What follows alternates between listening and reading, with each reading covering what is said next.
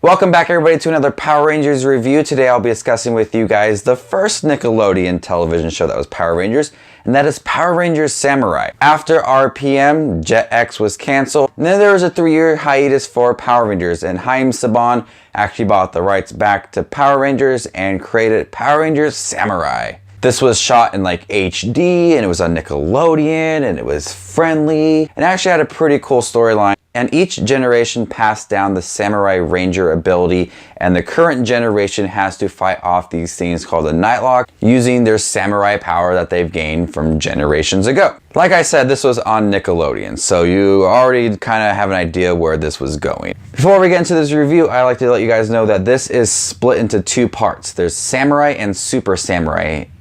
20 episodes each, but I'm just going to review them as a whole. I'm not going to do a review for Samurai and then Super Samurai. You get both. I'm not going to spend any more time reviewing these. I'm just going to review Samurai as a whole. It is very family friendly. It is very fun. It is upbeat. The colors pop. Everything is bright. There's not really anything at stake. There's no grittiness to it. There's no maturity to it. It's all just fun.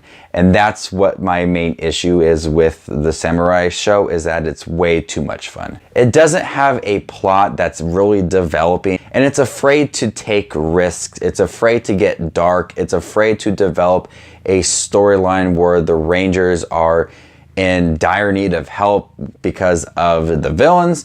It doesn't go that route. It just stays friendly and safe. That's all it tries to do, is stay safe. If they would have took risks, it would have been a lot of fun, because I really liked some of the themes in here. I like Samurai, and I like that it felt different because it was shot in HD, and it just felt different, and I wish they would have done something with it, but it just stayed safe. Also in here, which I was really happy about, you get the return of Bulk and his nephew Spike, which is Skull's son.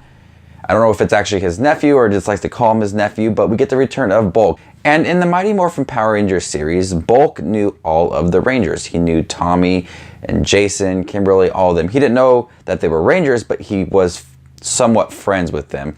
And in Samurai, he only knows one of them, and that's Mia, and Spike's like in love with her, and he doesn't know any of the Rangers, the characters. And so it leads me to thinking that Bulk and Spike really serve no purpose, just as a comedic filler for the show. As much as I love Bulk and seeing him back in the show, he really wasn't needed. It was probably just to draw in the crowd. He served his purpose. He was just there to add some comedic moments, but he really had no point in being there, guys. He really just was there. And I wish he would have knew more of the Rangers, and I heard there was a draft to this where he would run a sushi shop and the Rangers knew him and he would go there for advice. That would have been so cool, but they scrapped that idea. The acting is pretty bad in here too. It is very Nickelodeon, teenager-ish acting. Just average, nothing too exciting, none of these Rangers have personalities that stand out and make it pop. They're just flat as can be, 2-dimensional characters.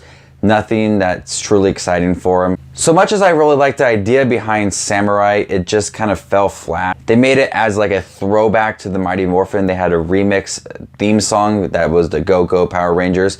It was like a remix of that, and that's about it.